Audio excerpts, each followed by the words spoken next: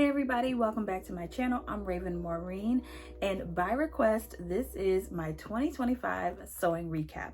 Let's get into it. So as you can see, I got my notes and I counted it up and I made 23 garments this year. That doesn't include like all of my small little craft projects that I've done, with the exception of one, just one.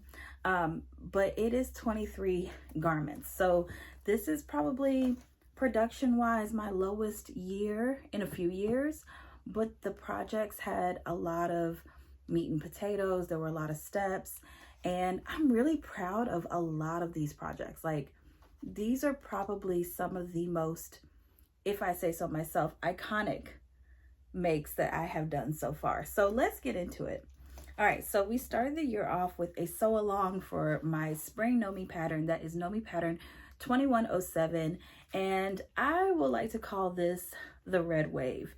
I think this is when we all collectively decided that red looks really good on me. And I think that I also kind of regretted not making my cover photo in this red fabric. This red fabric is from Zaloof. I'm trying to make sure I say it right. Zaloof Fabrics. It is a Millennium Stretch Twill. I love this fabric. I have bought it a number of times and it worked so well with this two-piece outfit. I have regrets that I didn't make another version of this for the summer because I had planned to, especially like in a denim outfit or so, like possibly like a longer denim skirt or like an all white one. But I was really proud of this outfit. I thought it was perfect for Valentine's Day. We ended up going to St. Louis for Valentine's Day, so I never got to wear this on Valentine's Day, but there's always this year. Here's something that I did get to wear in St. Louis. This is McCall's pattern 8438, and this is my black quilted coat. It's got this really beautiful lime green lining in there, and oh, this is just chef's kiss. And this really kept me warm as we went to the Arc and we spent the day in St. Louis. And I gotta tell you, I got compliments on this jacket in real life, online, everywhere I went, and I cannot wait to bring this jacket back out again. We are facing similar temperatures that we had last year around this time when I was making this coat, and so I am ready to pull her out of this specific closet behind me here because I already know she's gonna eat. She's gonna eat. This black quilted fabric that I got, it's pre-quilted fabric, and it was from Hobby Lobby. It was just on the bolt. And as soon as I saw it, I just heard like the Missy Elliott song, like, I can't stand the rain. Y'all don't laugh at me. But even though like I made like a small joke out of it then, but I love this coat, right? I feel like this is one of my favorite outerwear pieces ever. So this one was kind of like a maintenance piece. I had originally lost the first version of this. This is Simplicity pattern 9679. I lost the first version of this. The first version was like kind of like a t-shirt jersey knit fabric. This version is actually like a ponte knit fabric, and she's way more sturdier. I love like just how resistant she is. Like, her snapback is amazing. The other one I had, the jersey would like droop throughout the day and stuff. This one I have worn many times over. I've worn it on a day running errands. I have worn it to work, and it just hits every time. Another one of my favorites, and this is one that I honestly did not get to wear this year, but again, I think that with the coming weekend and the winter weather advisory, she's gonna have to come out of the closet. This is Simplicity pattern 3011. This is the Nike dupe jumpsuit. Now this is a Mimi G pattern. It is a fairly easy pattern, and this was like lavender sweatshirt fleece that I got from Melanated Fabrics. And when I tell you I had just enough to do this, like the facing is like Kelly green because I had run out of purple fabric, and I had to be extremely strategic about how I was going to cut and sew up the pieces for the purple because I didn't want to run out. But this is so cozy, so warm, and I can't wait to wear her when it starts to drop again in the next couple of days, because I love that jumpsuit. So this one was another Valentine's Day outfit. More wishful thinking because, again, we went to St. Louis, so anything that I really wanted to wear for Valentine's Day, I kind of didn't get to. But this is Simplicity pattern 9851 and McCall's pattern 9731. I made the McCall's 7931, excuse me, is the bias slip skirt. I made that the previous year. It's the blouse, Simplicity pattern 9851, that I made this year, and I love it. It's got a really beautiful drape. And even though I did not get to wear this on a hot Valentine's date with my husband, I did get to wear this to the NBA awards that they host every year here in Mississippi, and I wore this to that event. It was beautiful. I got a lot of compliments on it then. And so this outfit did have a moment to shine, but it was in April. And then I just realized that I am leaving something out. I did make a shacket for Joe for our trip to St. Louis. And so I'm going to put a picture up because this is a cool moment for us because it's basically like a his and hers moment. I had made mine a few years ago. He had wanted one, like he wanted one that I would make for him for the longest. And so I finally did it. And then when I did that shacket for him, I also made a sew along because many of you were asking me for a sew along for that specific pattern. And so I'll link it down below. But now I have 3 shackets in the house that I have made. I have a corduroy one, I have my plaid one, and then I have the one that I made for Joe. And he literally wore this maybe a week and a half ago. We went out to lunch and he wore this out and he looked so nice in it. He really did. Next up is Simplicity pattern 9822. This is the black boiler suit. This is another Mimi G pattern. And this is like a denim, black denim twill, I guess you could say, or a black twill fabric. Something else that I got from Hobby Lobby. And man, the buttons just gave me so much anxiety because they're the ones that you have to hammer in. But I have worn this jumpsuit quite a bit. A lot. So much so that the middle button on the jumpsuit, like the middle buttonhole, is kind of like stretched out. So I'm a little self-conscious about wearing her right now, but I plan on fixing that because I love this jumpsuit so much. And like I said, I've worn it probably for fall at least once a month. Yeah, and I it's just great, and I get compliments on it a lot as well. This is quite possibly one of my favorite outfits too, and one that I have worn a lot. This is ME 2110. This is the Brittany J. Jones. It's kind of like an athleisure outfit. You've got the knit blouse. It's like a knit top, and then like the drawstring pants. I did camo drawstring pants here. I've always wanted like camo pants like that, just something like the cool girls wear. And then with that top specifically, I did not do the casing for the drawstring. I just kind of let it be like a handkerchief, and I kind of like it better as a handkerchief top. So if I ever make this again, I will make it the same fashion without the drawstring pull there. And then I actually made these pants again this year. I'm wearing them right now as I film this. I made a leopard version, so you guys will see that as well coming down the line. This was a sew along that I did. This is McCall's pattern 8583. This is a pink bubble skirt. This pink fabric was a bed sheet that I got from Goodwill. I remember not knowing how I would feel about the bubble skirt, and so I didn't want to buy like good fabric for it, so I just did this bed sheet, and I love this bubble skirt.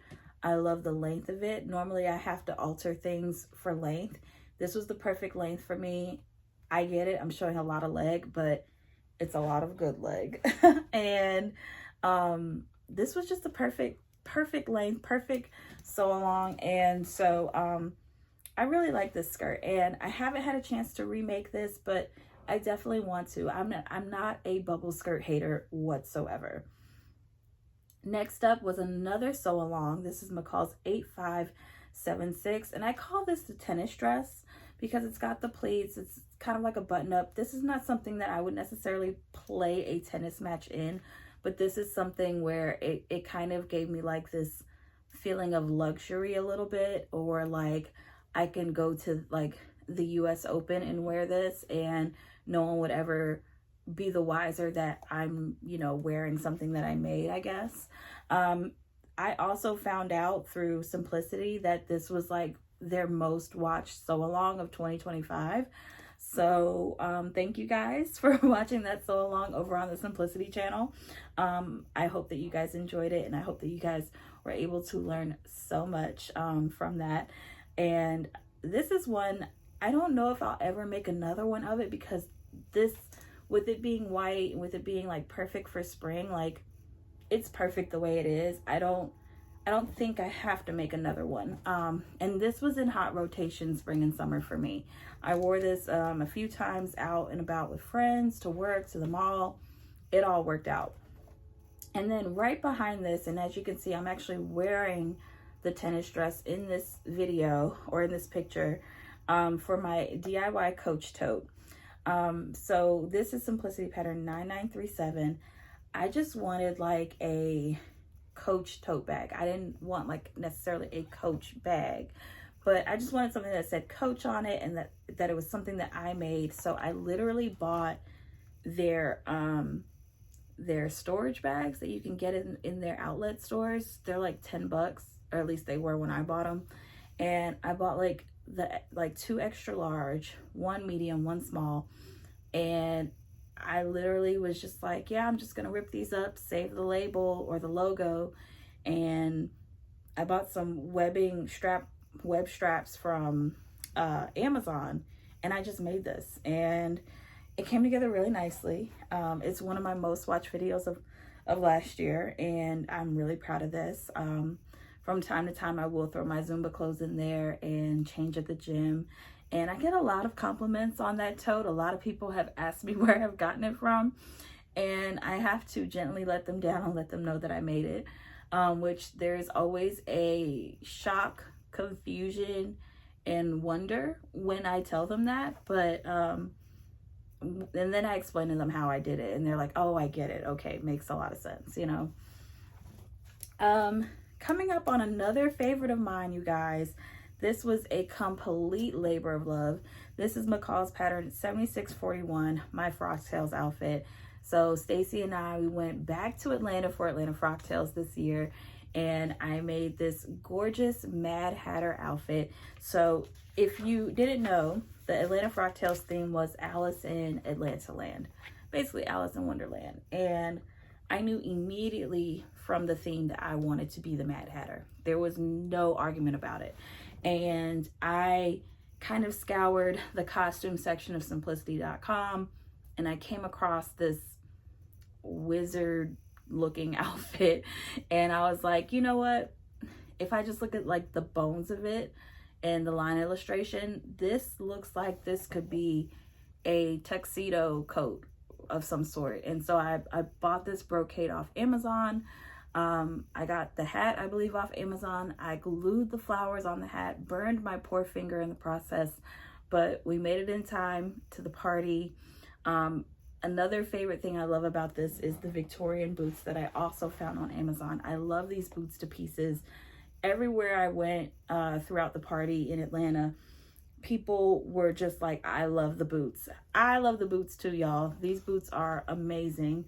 And if I ever finish my Queen Charlotte outfit, I will be putting these boots with it. But this outfit was 10 out of 10. Even leaving the hotel room, going to the hotel lobby, going into the Uber, people were asking Stacy and I, where are y'all going? And like, what is the event? And so when we told them that we made the outfits and what the theme was, they wanted to know everything about it. And so, I mean, from top to bottom, we were show-stopping, and it was such a fun outfit to be in. I would wear it again. I don't know where, but I would wear it again. And I think that this outfit was really timely too, because this was like either right before or right after the Met Gala. And as you know, the Met Gala this year was about dandyism, Black dandyism. And so this really kind of played into the theme of that. And I didn't realize it at the time while I was making it, but then as it was coming together, I was like, oh. And so there was just an extra really beautiful thing about that outfit, and I have it in my closet, and I will cherish that outfit till the end of my days. I love that one. So after frocktails, I made Simplicity pattern 9756. This is a floral two-piece. I had my eye on this pattern for a couple of years, and I saw everybody making like their own version of it. I was having serious FOMO, and I had bought this fabric from Fine Fabrics the year before at the last frocktails, and so back in 2024. And so I could not wait. I was like itching to get to this, and so I was really happy to make that, and it came together. And I wore this to work one day, and they were definitely turning their heads around like, what is your outfit like? And I think that it's kind of like a little bit of pop art, a little bit of fun, a little bit of spring. And so by no means do I think it's an ugly outfit. I just think it's one of those that just kind of makes you turn your head a little bit. McCall's pattern 8562. This is a yellow shift dress. This was definitely one of those in between things. I wanted to make this dress. It's a little bit shorter than I like, and it's a little bit, I wish it had a little bit more shape. I think in the next time that I make this, if I make it, I want to add some princess seams in the front and in the back, just to give it a little bit more shape for me, and also to add a little bit more length. But otherwise, this is a very easy dress if you want to make one. I wore this a couple of times. I did wear this to Atlanta Frocktails when we went to Gail K Fabrics. I wore this to work. I've worn it to run errands. And the yellow is just fun. It's great for spring and summer for sure. I also did my khaki pants, my tuxedo pattern, not McCall's, Nomi pattern 2104. My khaki pants. I paired it with a all white tuxedo blouse that I had made late last year, late in 2024. And I put like a cute little polka dot scarf with it. These great little heels, slingback heels, and these sunglasses. And we were at the art museum where I took these photos. And it just looks like, again, it really calls back to that dandyism. I think I was just really inspired by all of it. And I wear these pants all the time, y'all, like all the time. These are my most comfortable pants, my favorite pants, and they go with a lot in my closet right now. So if you ever catch me out in the wild and I'm wearing these, you know why. Then around my birthday, I did Nomi pattern 2016. And you may recall that I did the black one back in 2024. I told myself I have to make a white one, and I did just that. And this time I added the extra sleeve facing to it so that the sleeves stay puffed up, which was something that I didn't do in the black one, and I wanted to do it in the white one, and it is perfect. And this one is also lined. The black one is not lined. This one is lined. And it just, you know, the second time around, there were just things that were better about it than when I made the black one. I feel like the black one, I made concessions because I didn't have enough fabric. I was a lot smarter about this version of it. And the times I've worn it to work, the times I've worn it out and about, people love this outfit. Little kids look at me like I'm a Disney princess. I literally think it's because of the sleeves, but I love this dress so much. This is probably one of my top 5 favorite looks of 2025. And this is the Carolina Herrera dupe. This is McCall's pattern 8556.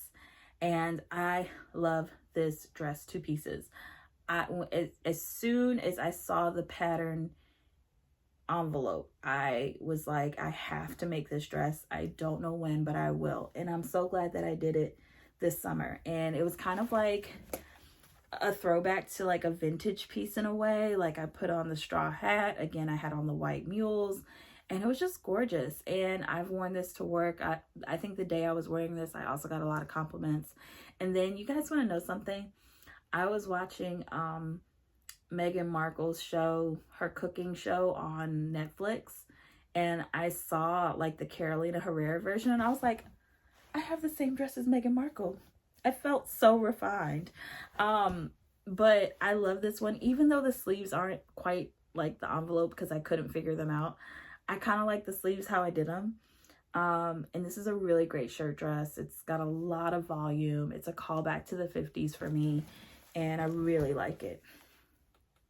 Okay, so this is probably one of my favorite moments of 2025, and this is my Cowboy Carter outfit, you guys. If you were following me around this time on the internets, you already know that I was just, you guys probably were sick of me because I had made so many videos about making this outfit. I had videos on TikTok, videos on Instagram, videos on here. I mean, you guys saw me making the jacket with the fringe, with the denim, and that was definitely a labor of love. I had so much fun making that. The dress came together very quickly. I literally added 2 darts on the side, and then it was like, it fit like a glove. And that was a Brandy Joan pattern with McCall's. The star spangled fabric I found at Fine Fabrics when we were there for Atlanta Frocktails. And so now I'll be very honest with you. I had no idea what I was going to wear to see Beyonce. I knew that I wanted a red cowboy hat. I bought that before I bought anything else. And then for Christmas, I had gotten my white cowboy boots. So I said, red hat, white cowboy boots, nothing's going to go wrong at that point, right?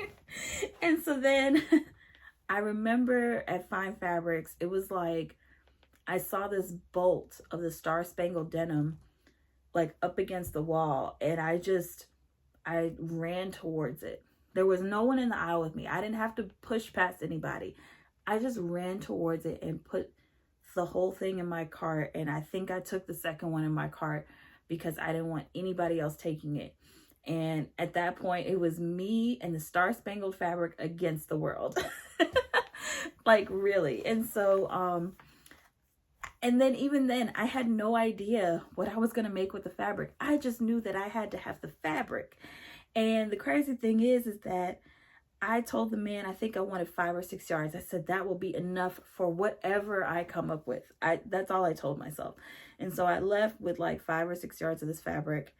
And then the idea came later. So I know that was kind of risky how I did that. Like I had 0 plans until I saw the fabric. So I guess you could say the fabric came before the idea, right? But you guys, that was, and I mean, I was really pushing through with the denim because deconstructing denim, the light denim pieces were from actual denim jeans that I had thrifted. And then I juxtaposed it against the Star Spangled fabric. That was not an easy feat, but I was absolutely determined. When you talk about like mind over matter, that was 100% brain power and not about the physical. Like I could not even think about the physical intensity of it. Like I was just straight on like mind. Like I was just going. And so it came together really nicely. Everyone, I remember at the concert, people were stopping me and being like, your hat is gorgeous. The bolero, like they were just like, yes, all the way top to bottom. But can I tell you that everybody looked amazing at Cowboy Carter? Like everyone came and did not play with their outfits. Like even my girl Stacy, the whole lace dress, like chef's kiss. But like we were not playing with each other. Like we were not messing around. Everybody had a really nice outfit at Cowboy Carter. And so to make that outfit and to have that moment in time and to see Beyonce on stage and to just do it with one of my best friends, it was a blast, and it was something I will never ever forget. Oh my gosh. So after Cowboy Carter, I made my first gown. I did a lot this year, y'all. Um, so this was McCall's 8604. And crazy thing is, the first gown I made was also a sew along for McCall's. That's risky.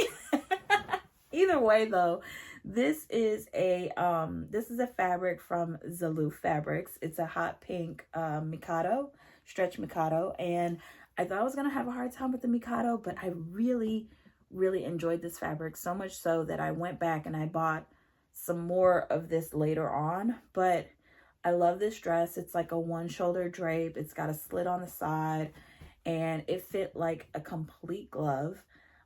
This pattern has like 4 to 6 views of gowns and stuff, but I was really proud of myself because I did a lining and a split and everything like that. And again, this was a sew along. So my first gown that I ever made was a sew along as well. Talk about building a plane while flying it, for sure. Okay, next up, I definitely had to do an easy one after all that. This is McCall's 8476. This is a two-tone tube dress. I had my eye on this and I was inspired by Gina Seams. She had kind of brought this pattern up around this time, and she was kind of talking about it a little bit. So it called that pattern got my attention through her. And so this was a pretty easy sew. I had never really done like knit and woven together like that in a dress, but it's a very easy pattern. And I wore it late summer to like run errands and stuff. Definitely comfortable, definitely got some compliments from my friends and whatnot about it. And I like this one. I like this one a lot. McCall's 8585. This is a two-piece linen set. This was something that I had been wanting to make all year, kind of along the lines of like the Carolina Herrera dupe. I was just like obsessing over this pattern ad nausea. And so it was a vest piece at the top, which this one has lining. It's not fully lined. It's got like a facing actually. And then those buttons I believe are from Fine Fabrics, excuse me. And the baby blue fabric is from Fabric Wholesale Direct. And I think I ordered like 5 or 6 yards of this. And I did the skirt and I did the shorts and I did the vest. And the skirt, I felt like when I put it on the first time, it was very like trapezoidy and I didn't really like it. So I did have to like sew some curvature in it to kind of flatter my body a little bit more. But by the time I finished making this, it was out of season, but I was so proud of myself for completing it. So I say all that to say that I'm going to have to circle back to her this summer because this was a really cute outfit. And honestly, if we have a warm Easter, this is a cute little Easter brunch outfit, if I do say so myself. So after that, I did McCall's 8162. This is a pair of overalls I made. So the way this came to be, I decided at the very last minute, like literally the day before Halloween, that I was going to be Rosie the Riveter. And it was because I totally just lost my complete sojo with the Queen Charlotte outfit. And I had these grandiose plans for Queen Charlotte. They never came to fruition. I think I sewed 2 rows of seams on the Queen Charlotte outfit before I was just like, I'm tired of this. And so I kind of had to think on my feet as far as like what I wanted to wear for Halloween. And then this was a moment where like we could wear something to work. So I came up with Rosie the Riveter. And then after work, I went to a Halloween party. Joe and we went to a Halloween party. And so we took pictures and everything. And it was so funny because it was like people throughout the day, because I wore this to work and then I wore it to the Halloween party.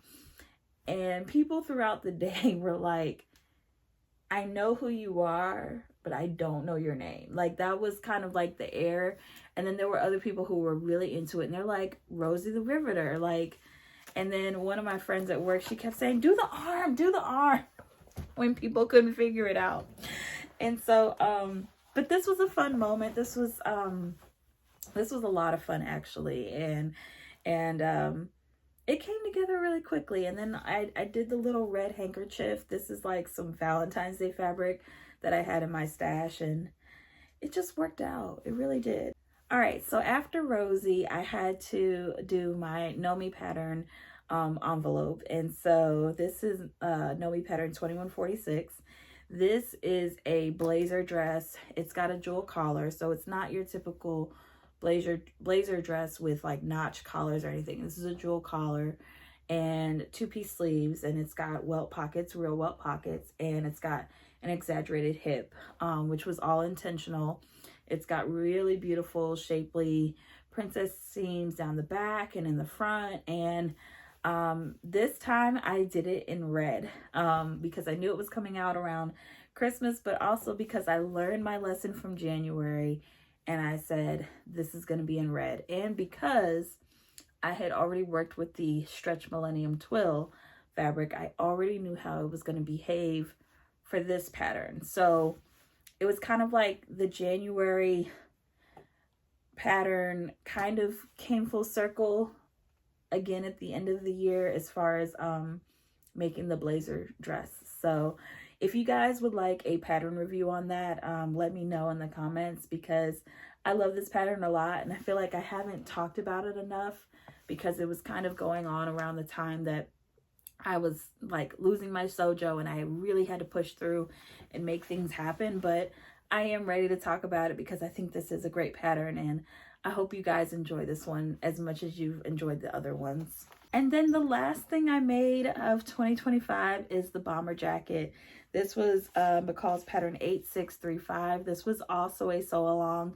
So again, lost my sojo, trying to push through deadlines, trying to push through projects. And this was the one project that I thought I was going to use like a very like dark wool fabric. And every time I would look at the wool fabric, I would get even more depressed when I would look at it.